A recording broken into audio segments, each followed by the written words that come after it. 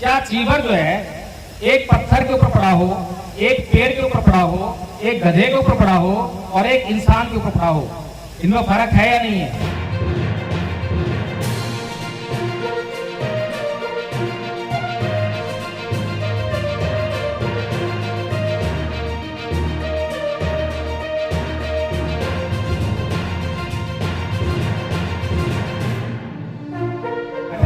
संविधान चला रहे हैं, संविधान हमारे लोगों के घर में पहुंच गया है। क्या उन्होंने संविधान पढ़ लिया है? नहीं, किसी ने नहीं पढ़ा।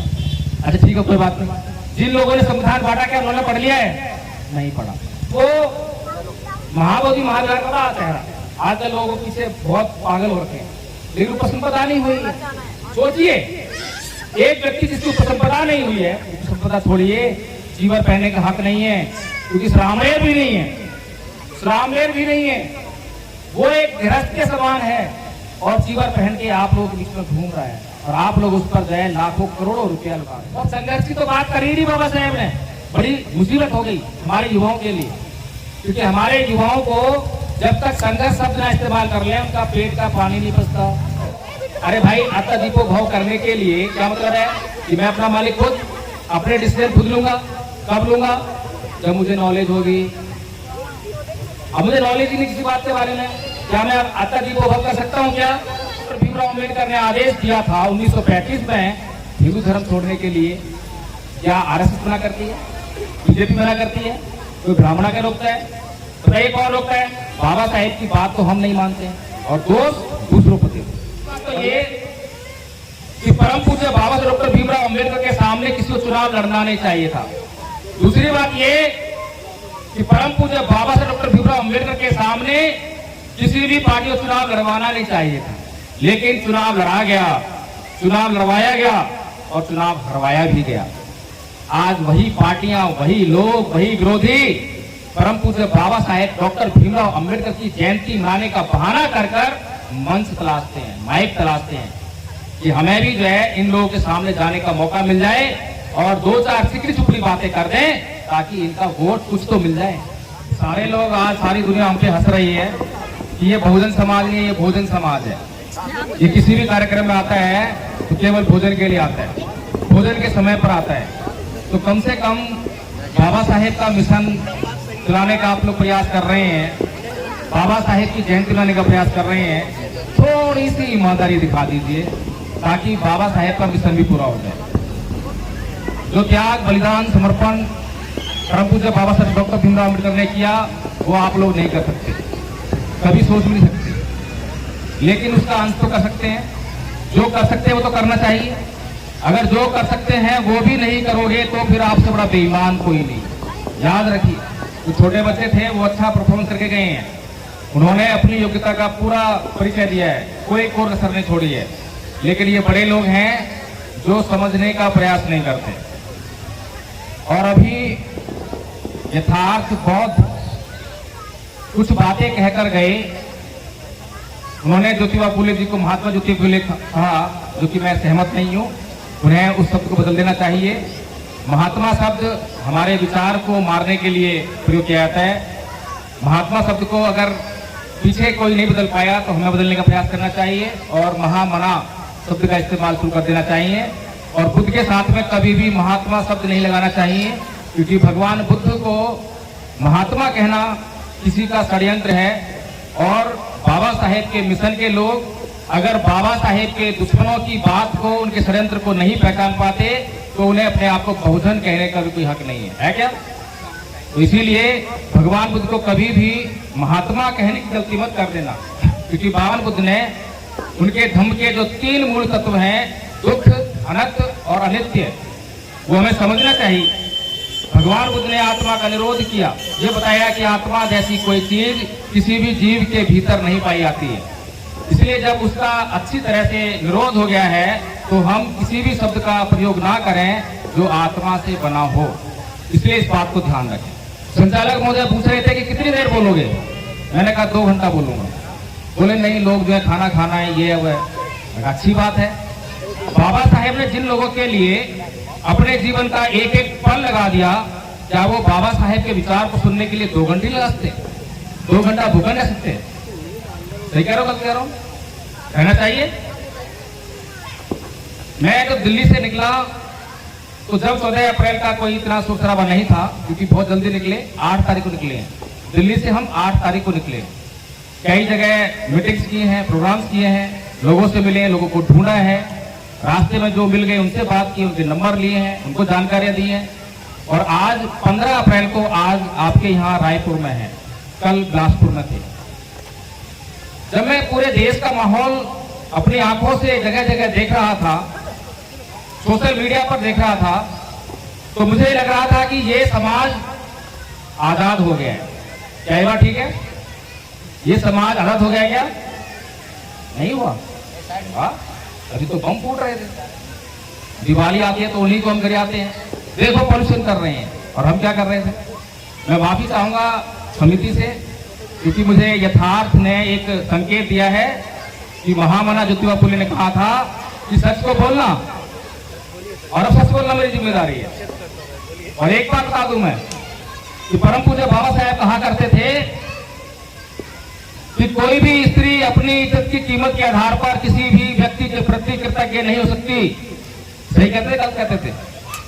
इसीलिए समझ लेना कि मेरी भी मजबूरी है कि मैं अपने समाज के हितों की कीमत पर किसी व्यक्ति, किसी समिति, किसी विधायक के प्रति कृतज्ञ नहीं रहूंगा, क्योंकि मेरे लिए मेरे समाज के हित सबसे ऊपर है। और मेरे समाज के हितों को पूरा करने के लिए मुझे जो कुछ कहना होगा, जो कुछ करना होगा, मैं वो कहूंगा और वो करूंगा भी। इसीलिए मैं ये बात कह पाया संचालक महोदय से। कोई और होता तो बोलता कि मुझे 5 मिनट बोलना है बस, मैंने नहीं कहा। मैंने कहा 2 घंटे बोलना है, और जितने लोग होंगे उतने लोगों के लिए बोलूंगा। कोई नहीं भी होगा तो वीडियो रिकॉर्ड हो रहा है, एनबी न्यूज 24x7 पर कल या परसों लोड हो जाएगा, हजारों लाखों लोग देख लेंगे। कोई चिंता नहीं है कि खाली कुर्सियों के बीच में बोल रहा हूं या किसके लिए बीच बोल रहा हूं। मुझे इस माइक की कोई प्रॉब्लम नहीं है, मुझे मंच की कोई लालच नहीं है। मुझे मंच मिले, माइक मिले, मेरे सामने केवल एक ही प्रश्न चिन्ह है, जो प्रश्न चिन्ह परम पूज्य बाबा साहेब डॉक्टर भीमराव अम्बेडकर के सामने था। आपको याद होगा वडोदरा में जब परम पूज्य बाबा साहेब डॉक्टर भीमराव अम्बेडकर पूरे वडोदरा शहर में कहीं पर भी अपने लिए रहने के लिए एक कमरे का इंतजाम नहीं कर पाए, और फिर मुंबई वापस जाने के लिए रेलवे स्टेशन पर आए और फूट फूट कर रोने लगे। कितने लोगों को मालूम है ये बात? जरा एक बार हाथ ना करें। सबको मालूम है, बहुत अच्छी बात है। तो फूट फूट कर रोने लगे और कहने लगे कि मैं विदेशों से बड़ी बड़ी डिग्रियां लेकर आया हूं, बहुत पढ़ लिख कर आया हूं। इतना पढ़ लिख जाने के बाद भी पूरे वडोदरा शहर में अगर मुझे रहने के लिए एक कमरा नहीं मिल सकता, तो मेरे समाज पर जो पढ़ा लिखा नहीं है, जिसको किसी प्रकार की कोई जानकारी नहीं है, जो अपने अधिकारों तक को नहीं जानता है, उसके ऊपर कितने जुल्म और सितम ये लोग कर रहे होंगे। तो परम पूज्य बाबा साहेब डॉक्टर भीमराव अम्बेडकर ने उसी समय ये संकल्प किया कि अगर मैं अपने समाज का उत्थान नहीं कर सका, अपने समाज की गुलामी को नहीं काट सका, तो मैं अपने आप को शूट कर लूंगा। आप लोगों ने तो संकल्प किया है क्या? जयंती मना रहे हैं बाबा साहेब की, हर साल जयंती मनाते हैं। क्या आप लोगों ने कोई संकल्प किया इस तरह का कि हमारी भी कोई जिम्मेदारी है? नहीं किया। चलिए एक छोटी सी कहानी और सुनाए। एक बार की बात है, आयोजन समिति के कुछ लोग हैं, तो इन बच्चों को डांटिए मत, आराम से बस बैठा दीजिए, यहीं ला के खा दीजिए, हो सकता है कुछ शब्द उनके कानों में शेष रह जाए। एक बार की बात है, परम पूज्य बाबा साहेब डॉक्टर भीमराव अम्बेडकर और नेहरू जी संसद से बाहर आ रहे थे। नेहरू जी बाबा साहेब से बोलते हैं, अरे बाबा साहेब, तुम किन लोगों के लिए काम कर रहे हो? ये लोग तुम्हें कुछ नहीं देने वाले, अच्छा हो तुम कांग्रेस ज्वाइन करो। बाबा साहेब सत्य में पड़ गए, और नेहरू जी की बात भी ठीक थी, क्योंकि जिन लोगों को वोट देने का अधिकार दिया, किसने दिया? परम पूज्य बाबा साहेब डॉक्टर भीमराव अम्बेडकर। और उन्हीं लोगों ने परम पूज्य बाबा साहेब डॉक्टर भीमराव अम्बेडकर को पहला चुनाव हरा दिया। सोच सकते हैं कितने अपमान की बात थी ये, कोई मामूली बात नहीं थी। किसको हराया? उसको जिसकी आज इस देश में पूजा होती है। किसको हराया? जिसकी जयंती मनाने के लिए आज उनके विरोधी भी मंचों पर आते हैं। किसको हराया? जिसको आज भगवान समझकर पूजा करते हैं, जिसको आज the symbol of knowledge, the sun, the greatest Indian, कैसी कैसी उपाधियों से नवाजते हैं। आज जब से मंच का कार्यक्रम शुरू हुआ है और अब तक जो है केवल गुणगान हो रहा है। क्यों हो रहा है? क्योंकि वो एक महान व्यक्ति थे। उस महान व्यक्ति को उस समय चुनाव हरा दिया गया। पहला चुनाव किसने हराया? हमने हराया। हमें वोट का अधिकार नहीं था। तो पहली बात तो ये कि परम पूज्य बाबा साहब डॉक्टर भीमराव अंबेडकर के सामने किसी को चुनाव लड़ना नहीं चाहिए था। लड़ना चाहिए था क्या? बोलिए। दूसरी बात ये कि परम पूज्य बाबा साहब डॉक्टर भीमराव अंबेडकर के सामने किसी भी पार्टी को चुनाव लड़वाना नहीं चाहिए था। दोनों बात ठीक है। लेकिन चुनाव लड़ा गया, चुनाव लड़वाया गया और चुनाव हरवाया भी गया। आज वही पार्टियां, वही लोग, वही विरोधी परम पूज्य बाबा साहेब डॉक्टर भीमराव अंबेडकर की जयंती मनाने का बहाना कर कर मंच तलाशते हैं, माइक तलाशते हैं कि हमें भी जो है इन लोगों के सामने जाने का मौका मिल जाए और दो चार सिकड़ी चुपड़ी बातें कर दें ताकि इनका वोट कुछ तो मिल जाए। सही बात है। हम लोग लगातार कहते हैं कि 3% लोग 97% लोगों पर राज कर रहे हैं। कुछ कहते हैं 85% राज कर रहे हैं। 85 हो 50 हो, पर राज तो वही कर रहे हैं। असलियत तो यही है। राज वो कर रहे हैं जिनका संख्या बल इस देश में नहीं है और राज कर रहे हैं संविधान की असली भावना के खिलाफ जाकर। संविधान की मूल भावना में तो लोकतंत्र है और लोकतंत्र में उसका शासन होता है जिसके पास वोट होता है। वोट तो हमारे पास है लेकिन शासन हमारे पास है। इसके लिए दोषी कौन है? मैं जब से मंच पर बैठा हूं, क्योंकि मुख्य वक्ता के रूप में बुलाया गया है तो बंदिशें थी। सबसे पहले मंच पर बुलाया गया, मंच का सम्मान जरूर था। जब से ही मैं सुन रहा हूं कि बाबा साहेब ने ये किया, बाबा साहेब ने वो किया, बाबा साहेब ने ये किया, लेकिन बाबा साहेब ने अपनी जिंदगी में 4 महत्वपूर्ण काम किए थे। वो 4 महत्वपूर्ण कामों में से एक भी काम मुझे यहां पर डिस्कस करता हुआ दिखाई नहीं।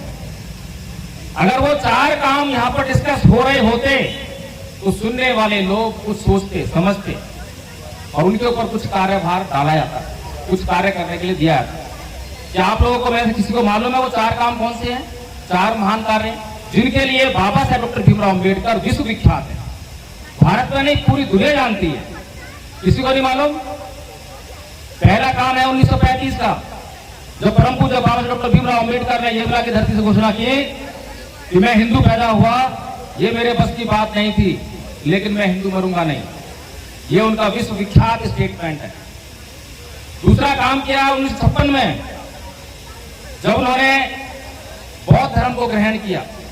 ये भी विश्व विख्यात है क्योंकि आज तक एकमात्र धर्म परिवर्तन है जिसमें एक साथ लाखों लोगों ने धर्म परिवर्तन किया, इसलिए विश्व विख्यात है। तीसरा काम संविधान बनाने का।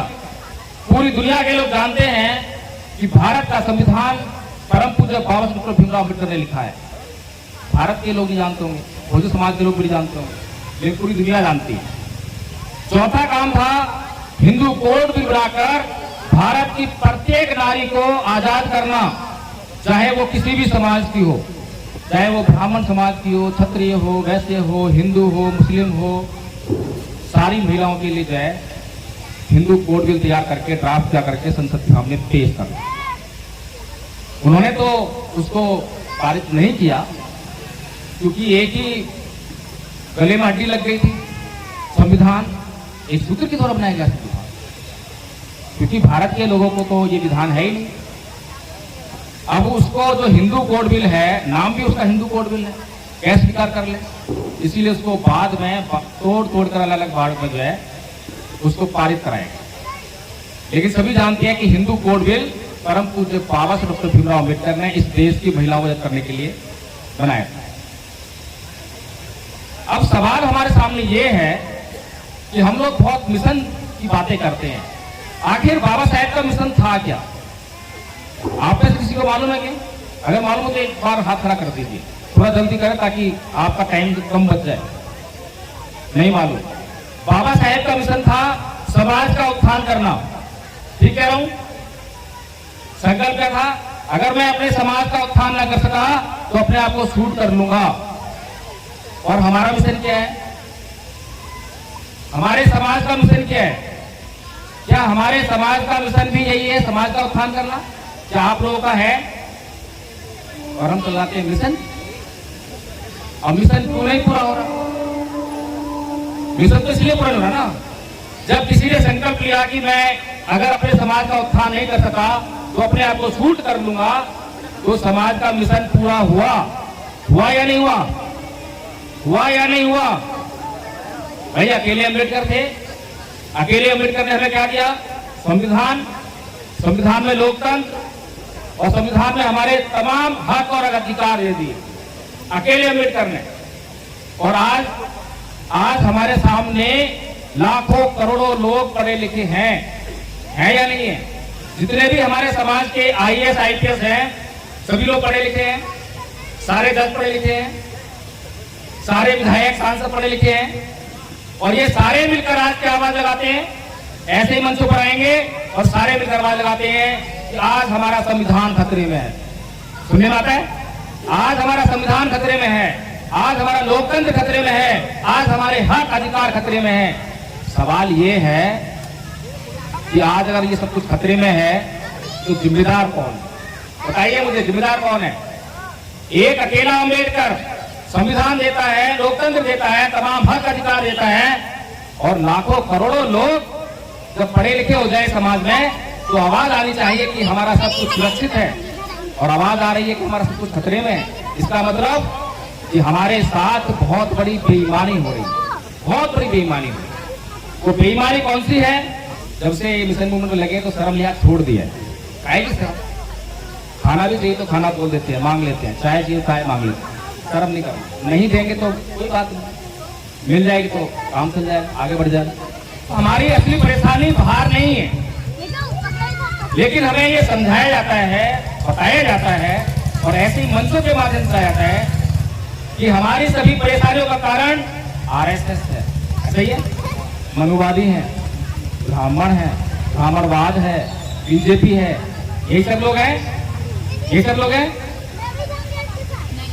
भगवान बुद्ध ने धम्मपद में एक बात कही है, नए परिश्रम विलोमानी नए परिश्रम कथा कथन अतनोद अवेख्य कथानी अकथानी च, कि दूसरे क्या कर रहे हैं, दूसरे क्या नहीं कर रहे हैं, ये मत देखो, मैं क्या कर रहा हूँ, मैं क्या नहीं कर रहा हूँ, ये बहुत महत्वपूर्ण है, इसको देखो।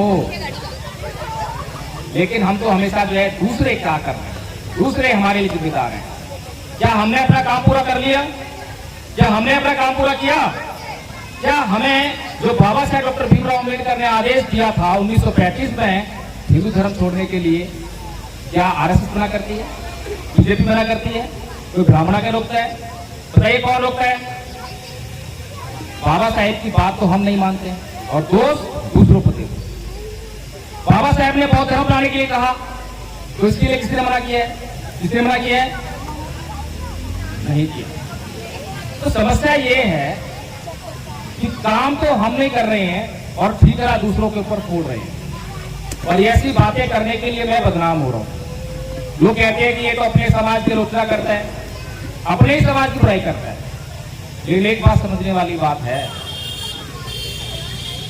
कि आलोचना और बुराई में बड़ा फर्क होता है। आलोचना ऐसे नहीं होती है, आलोचना करने के लिए अध्ययन करना पड़ता है, सत्य पर आधारित होना पड़ता है। अगर आप सत्य पर आधारित नहीं होंगे, सत्य नहीं बोलेंगे, तो आपकी बात चलेगी नहीं। लेकिन बुराई का मकसद बदनाम करना होता है, उसके लिए सत्य की आवश्यकता नहीं है। जितना झूठ बोल सकते हो उतना झूठ बोलो, जो तथ्य नहीं है उसको बोल दो। तो दोनों में फर्क है। आलोचना करना स्कूल कॉलेज में सिखाया जाता है ताकि सुधार किया जा सके। आलोचना का मकसद होता है सुधार करना, लेकिन हम लोगों ने इन बातों के, इन शब्दों के अर्थ नहीं समझे, इसीलिए हमारा उत्थान रुका हुआ है। तो परम पूज्य बाबा साहेब डॉक्टर भीमराव अम्बेडकर इस समाज को बहुत सारी बातें कहते हैं। उनमें से एक बात कहते हैं, जो संविधान लागू हो गया, उन्होंने कहा कि जाओ ऐ मेरे समाज के लोगों, अपने घरों की दीवारों पे लिख दो तुम इससे शासक हो। शासक बन गए?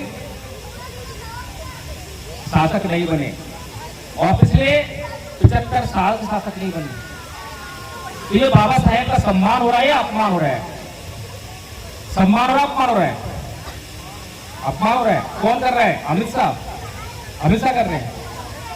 अमित शाह की एक बात बहुत अच्छी लगी, संसद में उन्होंने कहा कि जय भीम बोलना ये बहुजनों के लिए फैशन हो गया, फैशन मान लिया उन्होंने। और ये बात बहुजन समाज को बहुत बुरी लग गई, और बहुजन समाज के तमाम बुद्धिजीवी और नेता जो है सड़कों पर आ गए। अमित शाह ने ये किया है, अमित शाह ने वो किया है। अरे भाई सही तो किया उसने। फैशन होता क्या है? आपने कभी सर्दी पड़ रही हो, बहुत ठंड पड़ रही हो, और शादी विवाह में जाती हुई कुछ महिलाएं देखी होंगी, कड़कड़ाई ठंड पड़ रही है, लेकिन वस्त्र कैसे पहन रखे हैं? वस्त्र बहुत हल्के, फैशन वाले। क्यों पहनते हैं? क्योंकि फैशन में देखने में बहुत अच्छा लगता है, लेकिन कपड़े का काम क्या होता है? शरीर की रक्षा करना, गर्मी से, ताप से, बुरी नजर से। लेकिन जो कपड़ा ये काम ना कर रहा हो और सौंदर्य बढ़ाने का काम कर रहा हो, तो उसे हम क्या कहते हैं? फैशन। तो ऐसे ही जब जय भीम बोलकर पिछले 75 साल से हमारा मिशन पूरा ना हो रहा हो, उसे क्या कहेंगे? अमित शाह ने गलत क्या किया? अरे अमित शाह ने तो बिल्कुल अच्छी बात कही, और अमित शाह की ये बात पूरी मीडिया ने दिखाई, मेन मीडिया ने दिखाई, बहुजन मीडिया ने दिखाई। आधा काम तो हो गया था हमारा। अब आधा काम तो हमें ये करना था कि अपने समाज के बीच में जाते और कहते, अरे अब तो जाग जाओ, देखो अमित शाह ने कितनी बड़ी बात कह दी है, कितना बड़ा टॉन्ट मार दिया है, अब तो जाग जाओ, अब तो इस जय भीम को बदनाम मत करो। पूरा देश नीले झंडे लेकर जो है जय भीम जय भीम जय भीम। एक बार स्टालिन से एक बात पूछी गई, तो ये लोग जो है दुख तकलीफ में भी कैसे नाच गा लेते हैं, खुशियां कैसे मना लेते हैं? ये इतने गरीब हैं, इतने दलित है, इतने पीड़ित है। तो स्टालिन कहा कि इसका नमूना मैं आपको कल संसद में दिखाऊंगा। अगले दिन संसद में वो एक मुर्गा लेकर आए, और उस मुर्गा के सारे पंख उसने ऐसे नोच किए। मुर्गा तर रहा था अपनी मुझको, बड़ी बुरी तरह से तर रहा, जैसे मरने को हो गया। अब थोड़ी देर बाद उसने क्या करा, अपनी जेब से कुछ दाने निकाले, और दाने निकाल के उसके सामने ऐसे दाने मारे, ऐसे दाने फेंकने लगा। अब वो मुर्गा जो इतने कष्ट में था, अपने सारे कष्ट को भूलकर उस दाने को चुपता हुआ उसके पीछे पीछे आने लगा। समझ में आया कुछ? ये हमारा समाज, इसकी मैं आलोचना ना करूं तो तारीफ करूं? तो तारीफ करने लायक काम किया है क्या? एक भी काम बताइए। संविधान खतरे में, लोकतंत्र खतरे में, अधिकार खतरे में, इतने सारे पढ़े लिखे लोग। भाई सामाजिक बेईमानी हो रही है, सीधी सी बात हुई है।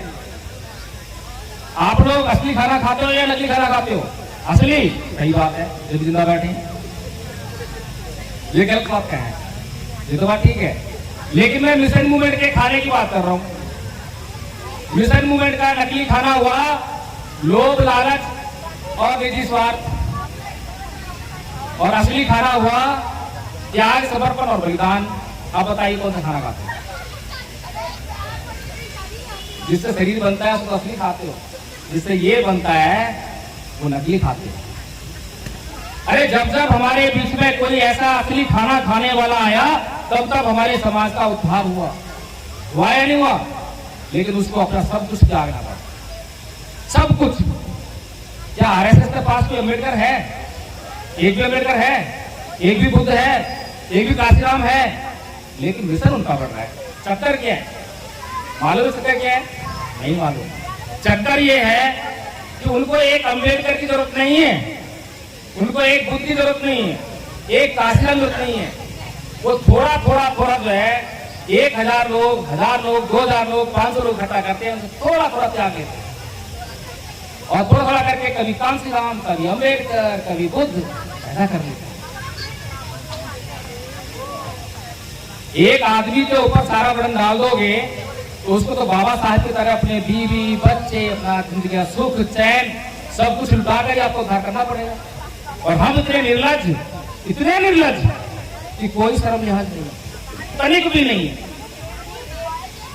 थोड़े कड़वे शब्द बोल रहा हूं, मैंने पहले ही माफी मांग ली थी, लेकिन ये कड़वे शब्द अगर कड़वे लग जाएं, समस्या ये कि कड़वे शब्द कड़वे लग रहे हैं। अगर कड़वे शब्द कड़वे लग जाएं तो चेतना जागृत हो जाए, जाग जाए, और जाग कर जो है हम लोग जो है हमें क्या करना चाहिए उस पर काम करने चाहिए। काम मुश्किल नहीं है, मैं गारंटी से कह रहा हूं कि काम मुश्किल नहीं है। यह धम्पक संघ का बैनर लगा है, इसमें लिखा है सांस्कृतिक परिवर्तन कार्यक्रम। क्यों लिखा है? क्योंकि परम पूज्य बाबा साहब डॉक्टर भीमराव अंबेडकर ने इतिहास पढ़ा। हम भी इतिहास की बात कर रहे थे, बच्चे बड़ी बड़ी बातें करके गए इतिहास की। रोज इतिहास पढ़ते, भोजन मीडिया पे रोज इतिहास दिखाया जाता, पढ़ाया जाता है। हम इतिहास किस लिए पढ़ते हैं? हम इतिहास किस लिए पढ़ते हैं? नहीं मालूम? मजे लेने के लिए इतिहास पढ़ते हैं, मजे लेने के लिए, क्योंकि हमें इतिहास में इंटरेस्ट है और जिस चीज में इंटरेस्ट है उसमें मजा आता है, ये तो पढ़ते हैं। लेकिन इतिहास का काम क्या है? इतिहास सब्जेक्ट क्यों पढ़ाया जाता है? क्या मजे लेने पढ़ाया जाता है? बच्चों कुछ पता है बाबा साहब के बारे में आप लोगों को? अरे भाई तुम्हारा कसूर नहीं है, तुम्हें गांधी जी के बारे में पता होगा, नेहरू जी के बारे में पता होगा, नरेंद्र मोदी जी के बारे में पता होगा, तुम्हें सबके बारे में पता होगा, लेकिन बाबा साहब के बारे में नहीं पता होगा, बुद्ध के बारे में नहीं पता होगा, क्योंकि तुम्हें जो है तुम्हारे स्कूल कॉलेज में जो पढ़ाया जाता है केवल वही पता होगा। अगर एक साल में 1 घंटा बैठ जाओगे तो तुम्हें समझ जाओगे कि तुम्हारी एजुकेशन जो है किस दिशा में होनी चाहिए। धम्पत में कहा है, नैतंग माता पिता का जरा आइए वापिस है जात का, सम्मा पड़े हितन चित्तम से ये सो नंक तो करे। कि जितनी भलाई आपके माता पिता नहीं कर सकते, उससे कहीं अधिक भलाई आपका सही दिशा में लगा हुआ चित्त करता है।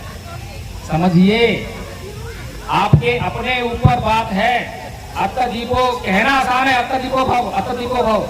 अरे भाई, अत्ता दीपो भाव करने के लिए क्या मतलब है कि मैं अपना मालिक खुद अपने डिसीजन खुद लूंगा। कब लूंगा? जब मुझे नॉलेज होगी। अब मुझे नॉलेज ही नहीं किसी बात के बारे में, क्या मैं अत्ता दीपो भाव कर सकता हूँ? क्या अपना मालिक बन सकता हूँ? मेरा निर्णय नहीं होगा, किसी और का निर्णय मानना पड़ेगा। इसीलिए अध्ययन करना पड़ेगा, मेहनत करना पड़ेगा। जब कहेंगे कि अत्ता दीपो भाव, इतना आसान नहीं है बाबा साहब का, और आसान भी है, ये तो डरना मत। कहीं सोचो कि बड़ा मुश्किल है, छोड़ दो। 10वीं क्लास में जब एग्जाम हुए बोर्ड के मेरे, तो लोगों ने कहा कि भाई 10वीं का एग्जाम तो पास करते ही नहीं है, होते ही नहीं है। मेरे टाइम की बात कर रहा हूँ, आज तो पास हुआ। तो जब मैंने ये सुना तो मैंने सरेंडर कर दिया, पढ़ा ही नहीं, छोड़ दिया। और मेरे मार्क्स आपको जानकर हैरानी होगी, केवल 40% मार्क्स हैं 10वीं में, केवल 40। तो कहने का मतलब ये है कि समाज अगर नकली खाना खाएगा मिशन मूवमेंट का, लोभ लालच और निजी स्वार्थ, यानी कि हम अंदर एक बाबा साहेब का कोटेशन लिखा है बाबा साहेब के नाम से, शिक्षित बनो, संगठित रहो, संघर्ष करो। और मैं भी बचपन से जब से पैदा हुआ हूँ, जब से होश संभाला, पढ़ना सीखा है, यही पढ़ते हैं हर कैलेंडर पे, हर बात पे। लेकिन एक बार सौभाग्य प्राप्त हुआ, वाम सेब के लोगों पर मैंने देखा, वहां पर 3 शब्द लिखे थे, एजुकेट, एजुकेट, ऑर्गेनाइज। क्योंकि बाबा साहब तो हिंदी में लिखते नहीं थे, वो तो अंग्रेजी में लिखते थे। तो अंग्रेजी में लिखा है एजुकेट, एजुकेट, ऑर्गेनाइज। मैंने जब उनका हिंदी में मतलब निकाला तो मेरा दिमाग खराब हो गया, ये क्या हो रहा है? बाबा साहब कुछ कह रहे हैं, ये कुछ सुन रहे हैं, वो कुछ करने के लिए कह रहे हैं, ये कर ही नहीं रहे हैं। अब मुझे बताइए कि क्या इन तीनों अंग्रेजी के शब्दों का मतलब हिंदी में वही है जो आप लोग कहते हैं? क्या एजुकेट का मतलब शिक्षित बनो होता है? क्या शिक्षित करो, देखो कितनी बढ़िया। अब शिक्षित करो और शिक्षित बनो क्या एक ही होता है? क्या शिक्षित बनो और शिक्षित करो एक ही होता है? यही फर्क है। हमारे भीतर जो है निजी लोभ लालच कैसे आ गया, निजी स्वार्थ कैसे आ गया? इसीलिए आ गया क्योंकि दिशाएं गलत चल रही है। जाना है दिल्ली और रोड पकड़ लिया मैंने तमिलनाडु का, दिल्ली पहुंच पाऊं। तो जब हमने कहा कि शिक्षित बनो, तो हम शिक्षित बनने लगे। कैसे? समाज को लूट लूट कर, समाज से मांग मांग कर। अपने आप को शिक्षित कर लिया। इसलिए किया, नौकरी चाहिए, इसलिए किया। और नौकरी किसके लिए चाहिए? अपने लिए, अपने परिवार के लिए, समाज के लिए नहीं। अब बाबा साहब क्या कह रहे हैं? शिक्षित करो। जब शिक्षित करने की बात है तो कैसे करेंगे? कि तुम्हारे पास जो कुछ भी है उससे समाज को शिक्षित करने का प्रयास करो। तुम्हारे पास जमीन है तो जमीन दो, स्कूल खोलो, कोचिंग सेंटर खोलो। तुम्हारे पास शिक्षा है तो शिक्षा देकर करो। तुम्हारे पास पैसा है तो पैसा लगाकर करो। इस समाज को शिक्षित करो। बदल गया फर्क, पता लग गया हमारा मिशन पूरा क्यों नहीं हो रहा है। कोई भी आता है और हमें बेवकूफ चला जाता है, किसी को मिशन से मतलब नहीं है। बाबा साहब डॉक्टर भीमराव अम्बेडकर का एक और कोटेशन हमारे समाज के युवा बहुत लेकर घूमते हैं। वो कहते हैं कि बाबा साहब ने कहा है कि अत्याचार को करने वाले से ज्यादा बड़ा गुनहगार अत्याचार सहने वाला होता है। हमारे समाज के युवाओं के हाथों में लाठी, डंडे और ईंट आ गई और उन्होंने मतलब निकाल लिया कि बस करके काम करो, यही बाबा साहब ने कहा है। लेकिन बाबा साहब जिनकी शरण में गए, उन्होंने कहा कि ना ही वेरेन वेरानी समन्तिकाचनंग अवेरेन से समन्ति है धम्मोसनंतन। अब किसको सही माने, किसको गलत माने? कौन सही है, कौन गलत है? तो किसी को नहीं मालूम कि कौन सही है। बाबा साहब की बात माने या बुद्ध की बात माने? बाबा साहब की बात। और बुद्ध की बात? आप तो बुद्ध मंदिर में बैठे हो।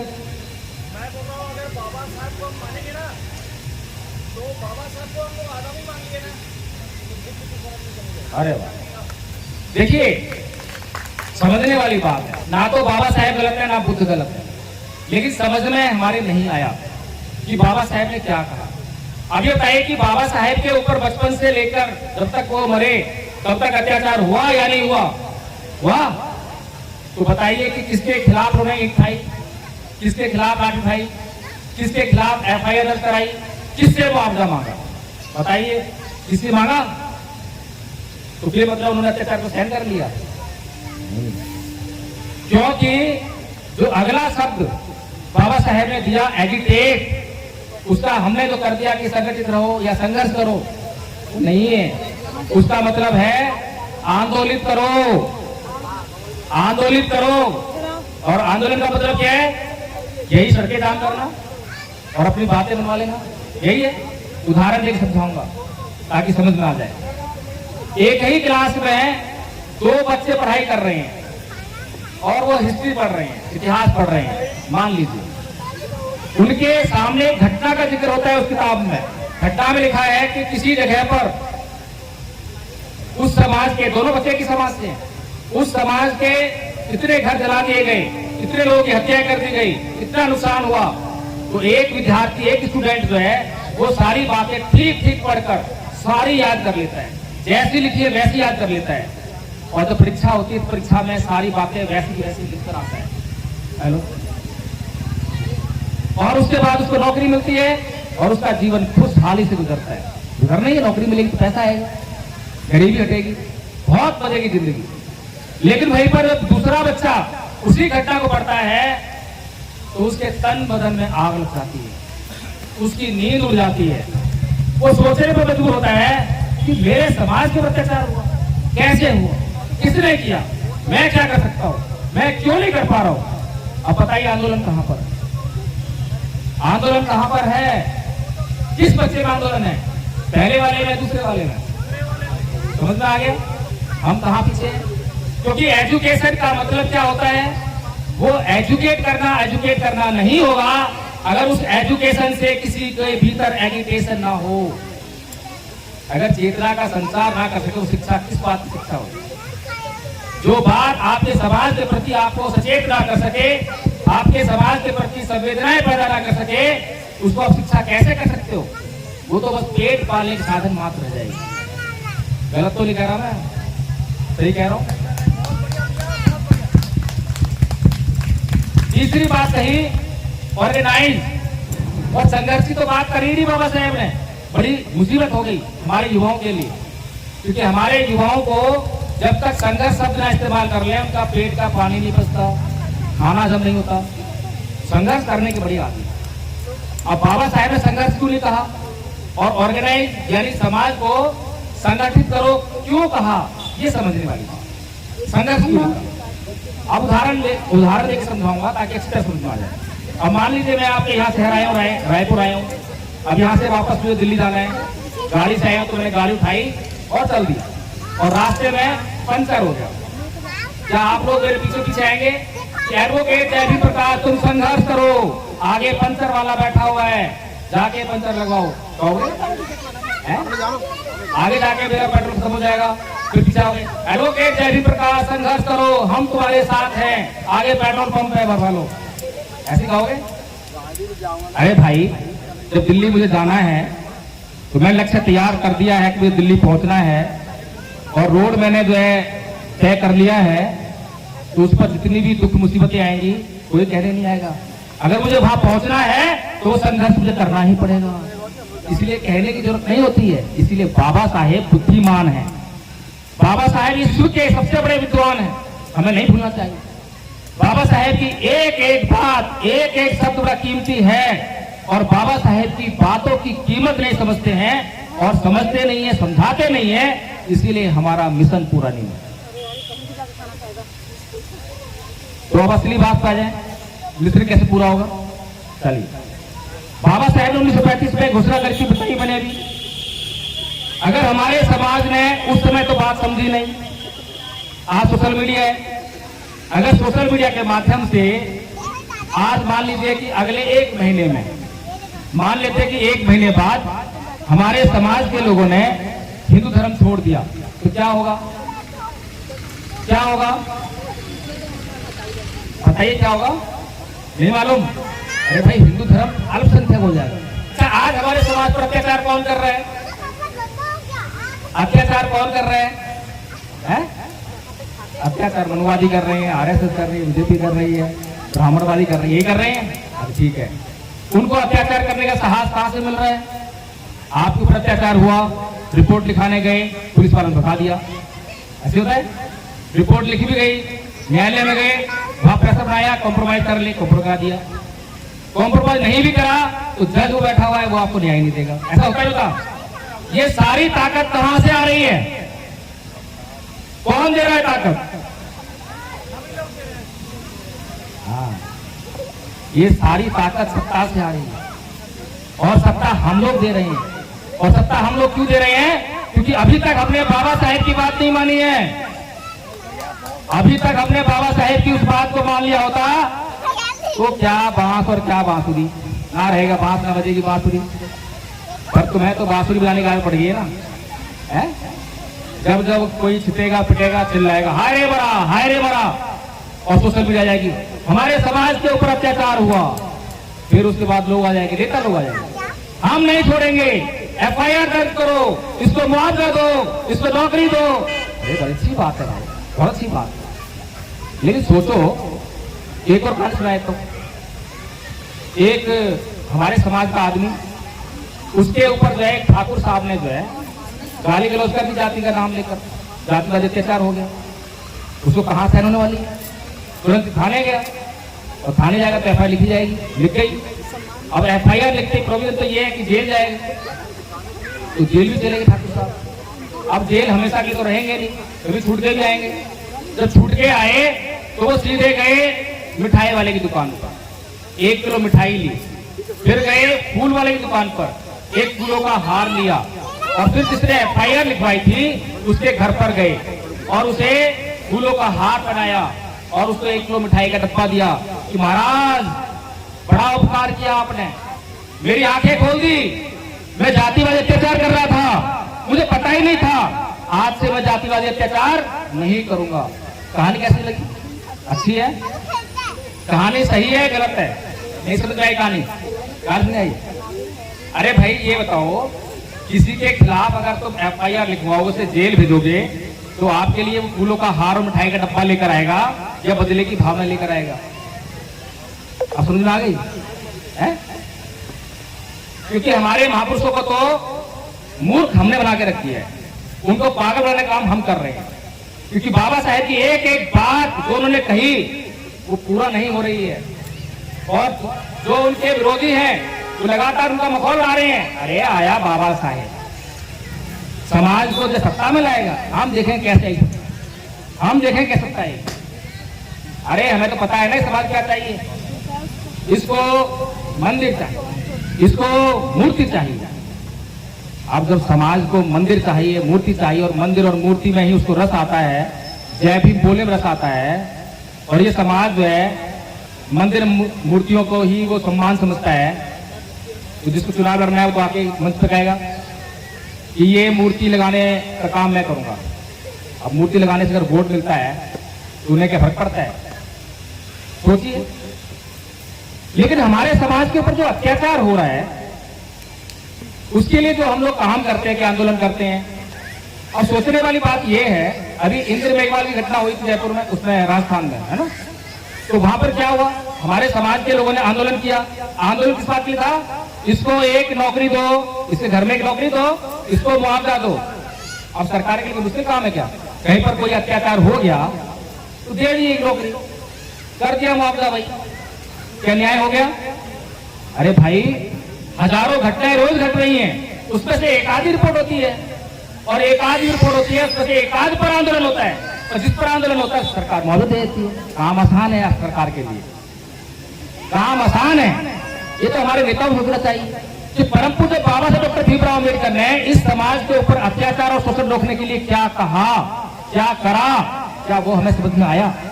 बताइए बाबा साहब ने क्या किया था अत्याचार शोषण रोकने के लिए, बताइए क्या किया था। भाई बाबा साहब के ऊपर अत्याचार हुआ, बचपन में अध्यापक ने उनको स्कूल के भीतर बैठने के पढ़ने नहीं दिया, क्लास के भीतर। नाई ने बाल नहीं काटे, चपरासी ने पानी नहीं पिलाया, चपरासी ने फाइल फेंक कर मारी, गाड़ी वाले ने गाड़ी में नहीं बैठने दिया। अत्याचार तो होता है। तो बाबा साहब ने क्या करा था, कोई आंदोलन किया, सड़कें जाम करी, मुआवजा मांगा, एफआईआर कराई, नहीं, क्या करा था। अरे भाई बाबा साहब ने अध्ययन किया, उन धर्मग्रंथों का अध्ययन किया, उनके पीछे जांच की, ये हो क्या रहा है, कि मेरे ऊपर अत्याचार ये अध्यापक क्यों कर रहा है, नाई क्यों कर रहा है, गाड़ी वाला क्यों कर रहा है। जब उन्होंने अध्ययन करा तो उन्हें पता चला कि ये अध्यापक, ये गाड़ी वाला, इसका कोई दोष ही नहीं, इसका दोष छोड़ना है। अब नीम का पेड़ खड़ा हुआ है, पत्तों को हम सोच के जो है सोच रहे पत्तों का दोष है करवाए, जड़ कहां पर है। अगर जड़ होगी तो नीम उगेगा, सीधी सी बात है, और जड़ को पोषण मिलता रहेगा तो उगता रहेगा, तो नीम से कड़वे पत्ते ही मिलेंगे। तो ऐसे ही बाबा साहब ने जब अध्ययन कर लिया तो ये जान लिया कि ये लोग अत्याचार नहीं कर रहे, इन लोगों को कोई आदेश कर रहा है, और ये आदेश इनके धर्म ग्रंथों से मिल रहा है, ये तो मजबूर हैं, इसीलिए उनके खिलाफ कुछ नहीं करा। क्या करा, धर्म परिवर्तन। तो हमारे नेताओं को क्या करना चाहिए, हमारे बुद्धिजीवी को क्या करना चाहिए। आज जिन्हें आप बुद्धिजीवी समझते हो, आज जिन्हें आप नेता समझते हो, मुझे बताइए उनमें से कितने बौद्ध हैं। समझ में आ रहा है, आपके साथ कितने बड़े पैमाने पर बेईमानी हो रही है। और आज तो आपके साथ बेईमानी एक और हो रही है, 4 लोग बड़े बेईमान हैं। अगर मेरी बात समझ में आ जाए तो सावधान हो जाना। पहला है सामाजिक बेईमान बौद्ध भिक्षु। हर कोई जो चीवर पहन ले बौद्ध भिक्षु नहीं होता है। समाज में 99% भिक्षु जो नकली हैं। अभी हमने महाबोधि महाविहार का आंदोलन करा, क्या मांग रहे थे, हमें हमारा विहार वापस करो। मैंने वहां प्रश्न किया, ये बड़े बड़े नेता प्रश्न करा, आकाश लामा और जैसे लोग हैं, सबसे पूछा मैंने, भाई ये बताओ कि तुम ये जो मांग कर रहे हो, अगर सरकार तुम्हारी मांग को मान ले तो वो किसको विहार देगी, किसको देगी। भाई सरकार के पास तो अपने बहुत भिक्षु है या नहीं है, नकली भिक्षु है ना, और तुम्हारे पास कोई भिक्षु संघ नहीं है, उसके पास तो भिक्षु संघ भी है। अगर एक बार ये महाबोधि महाविहार अगर उसने अपने ही भिक्षु संघ को दे दिया, तो अभी तो बीटी एक्ट ये कह रहा है कि हिंदू बौद्ध नहीं है, बौद्ध हिंदू नहीं है, कह रहा है ना। अभी तो आप जो इस मुद्दे को इंटरनेशनल लेवल पे उठा रहे हो, लेकिन अगर एक बार ये काम हो गया तो उसके बाद आपकी बात, आपका ये मुद्दा हमेशा हमेशा के लिए खत्म हो जाएगा, बुझा जाएगा। इंटरनेशनल लेवल पे क्या कहोगे, वहां तो पता नहीं लोगों को कि यहाँ पर कौन अम्बेडकरवादी, कौन नकली भिक्षु, कौन असली भिक्षु। सोचिए गलत प्रश्न था क्या मेरा, प्रश्न गलत है क्या। पूरे देश में बता दीजिए कोई बौद्ध भिक्षु संघ है क्या, इसीलिए मैंने कहा कि सावधान रहिए। पहला किससे, सामाजिक बेईमान बौद्ध भिक्षु से बाबा साहेब भी परेशान थे। 13 अक्टूबर 1956 को साफ साफ कह रहे थे भंते चंद्रमणि से, भंते जी मुझे जो है बुद्धं शरणं गच्छामि बोलूंगा, धम्मं शरणं गच्छामि बोलूंगा, लेकिन मुझे संघं शरणं गच्छामि करने के लिए मत बोलना। बड़ी मुश्किल से भंते चंद्रमणि ने उनको समझाया कि बाबा साहेब आप तक जो यार धम्म पहुंचा है इन्हीं बौद्ध भिक्षुओं की बदौलत पहुंचा है, इन्होंने सजो रखा है। इसीलिए संघ ये नहीं है जिसको आप कह रहे हैं, संघ वो है जो आप तक इस धम्म को लेकर आया है। इसलिए उस संघ की तरफ से जाइए, उस संघ का पुनर्निर्माण करने के लिए आप संघ संगठन कीजिए। तो बाबा साहेब तीनों शरण गए, तभी धर्म प्रचलन कंप्लीट हुआ। तो इसीलिए हमें सावधान होना होगा। अगर हमें कोई रिसीवर में दिखाई दे तो सबसे पहला प्रश्न उपसंपदा हुई है क्या, क्योंकि विनय का पालन करना पड़ेगा।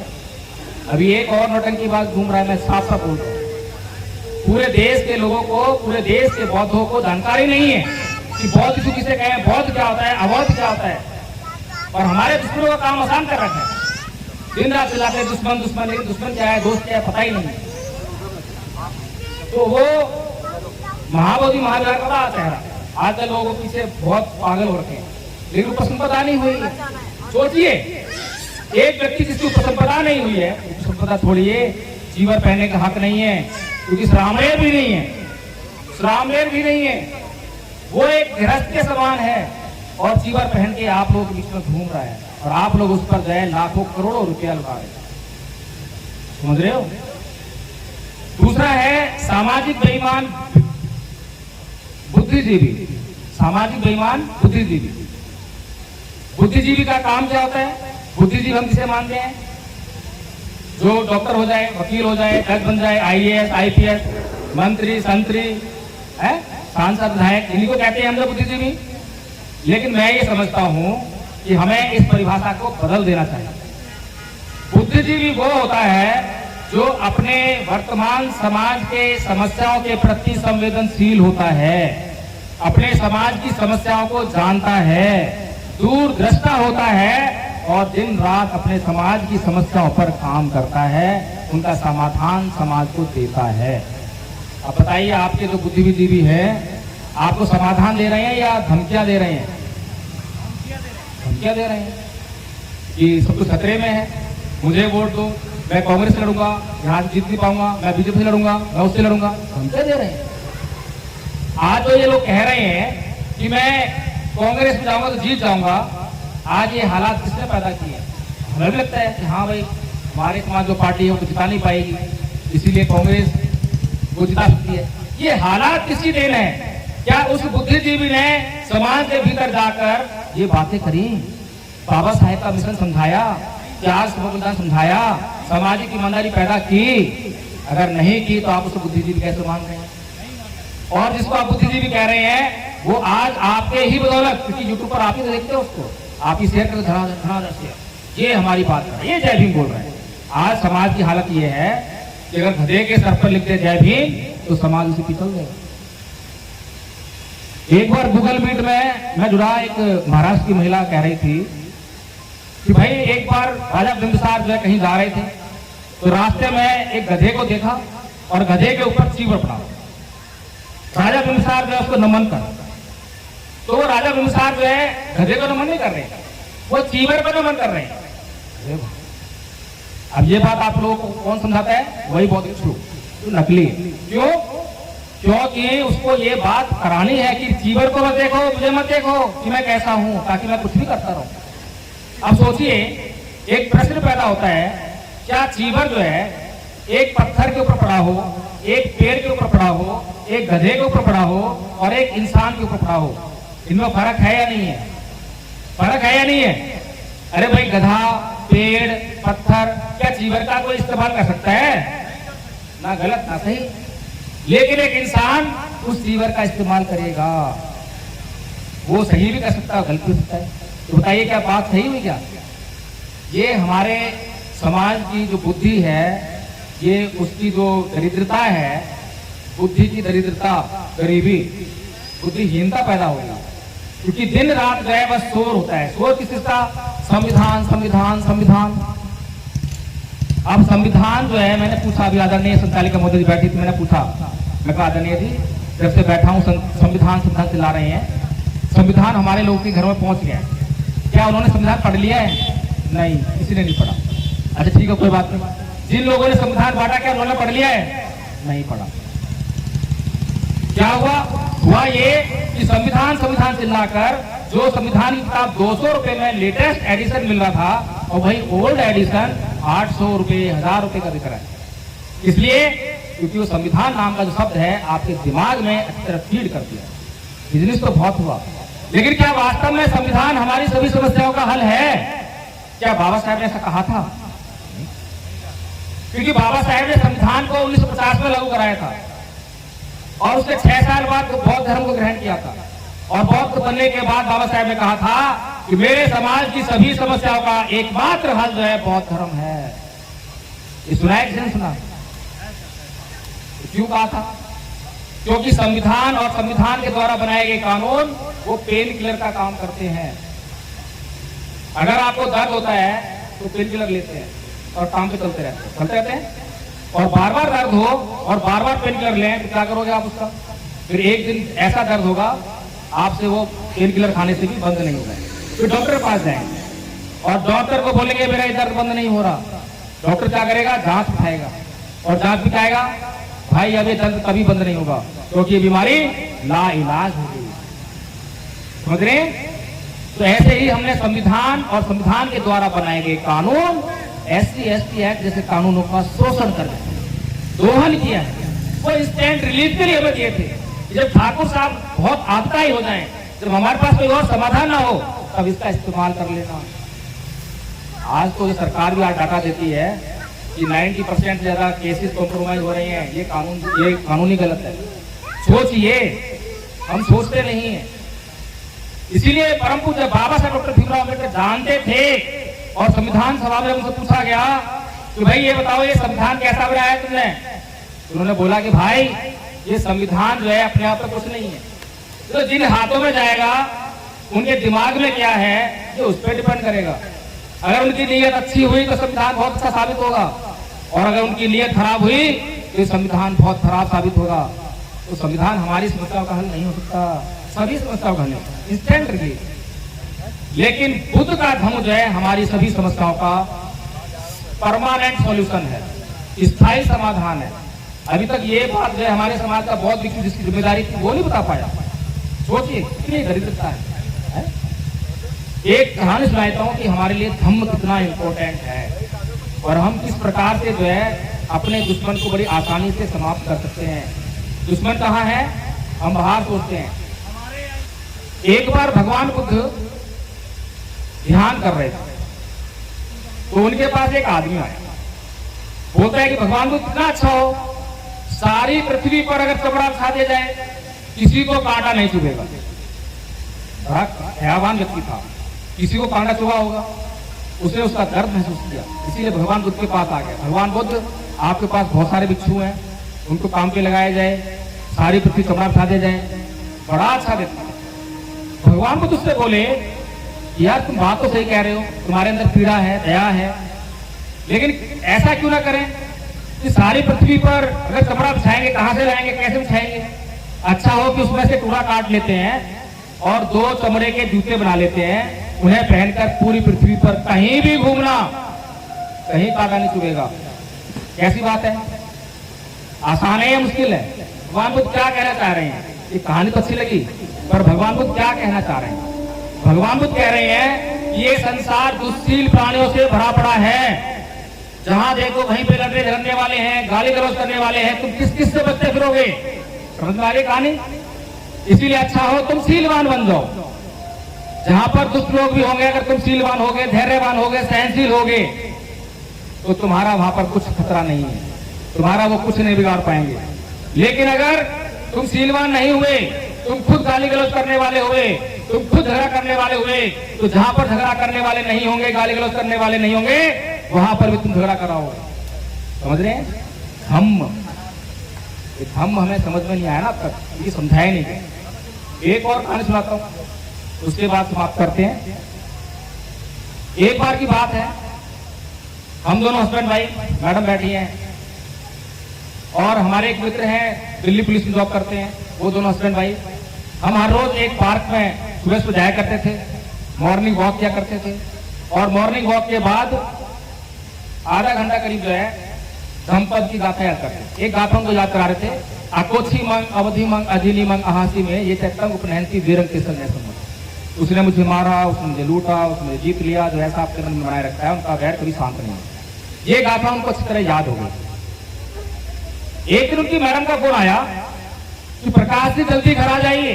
क्या हुआ? कि 3 दिन से बोलचाल नहीं है। बड़ी गंभीर समस्या है।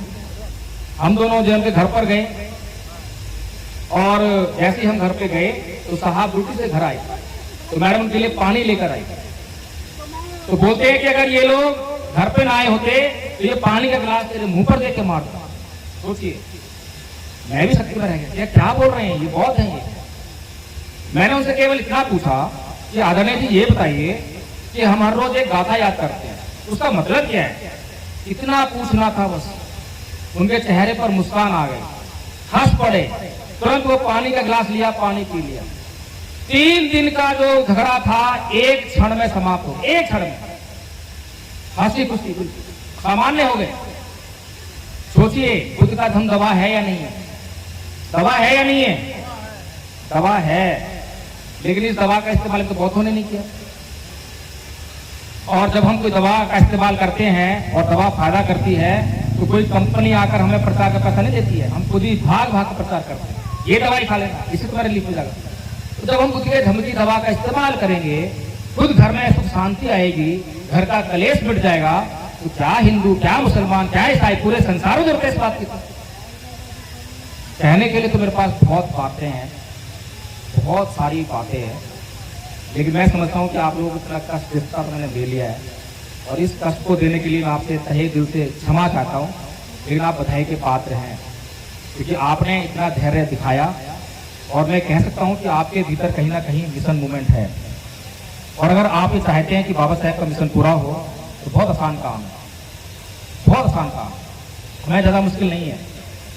क्योंकि कोई भी बच्चा अंधविश्वासी बनता है, पाखंडी बनता है, अंधश्रद्धालु बनता है, तो वो स्कूल कॉलेज जाके बनता है। क्योंकि आज हमारे स्कूलों कॉलेजों में साइंटिफिक टेम्परामेंट नहीं दिया जाता। तो जहाँ पर बच्चे का चित्त का निर्माण जो है अंधविश्वास में, पाखंड में हो रहा है, तो सीधा सफा यही है, हमें स्कूल चाहिए, हमें अपने स्कूल चाहिए जहाँ पर हम ये शिक्षाएं दें, जहाँ पर बच्चों को बचपन से ही हम तैयार करें। इतना आसान काम है। भारत को बुद्धमय करना बाबा साहेब का सपना था, बाबा साहेब का सपना पूरा करना बड़ा आसान था, मुझे कोई मुश्किल नहीं लगी। इस समाज के पास बहुत पैसा है, बहुत पैसा है या नहीं है? एक दिन में करोड़ों अरबों रुपये खर्च कर दिया है इसी भूखे नंगे समाज में, लेकिन बाबा साहेब के इस सच्चे मिशन पर कितने पैसे खर्च किए? इसीलिए हम पर संघ आप लोगों के लिए एक कोर्स लेकर आया है, भारत को बौद्धमय करने के लिए। प्रत्येक बौद्ध को, अभी मैं कुछ लोग पूछूं भाई आप बौद्ध हो तो हाथ खड़े हो जाएंगे, लेकिन पूछूं बौद्ध धर्म क्या है तो क्या बोलेंगे? अंधविश्वास को नहीं मानना, पाखंड को नहीं मानना, अंधश्रद्धा को नहीं मानना, साइंटिफिक टेम्परामेंट, विज्ञान को मानना, यही बौद्ध धर्म है। ऐसा ही है ना? ज्यादातर यही सवाल, मैं जहां जहां गया सर्वे किया, मैंने पूछा लोगों से, यही सवाल जवाब मिल रहा है, क्योंकि यही सब सिखाया जाता है मंचों पर आकर, बस ये पाखंड, ये दस्त्रा, ये वो। लेकिन धर्म क्या है वो समझ नहीं आया। इसीलिए हमने सोचा कि बौद्ध बनने के लिए एक पैरामीटर रखना चाहिए। तो पैरामीटर लग जाएगा तो हम पहचान लेंगे कि ये बौद्ध है या नहीं।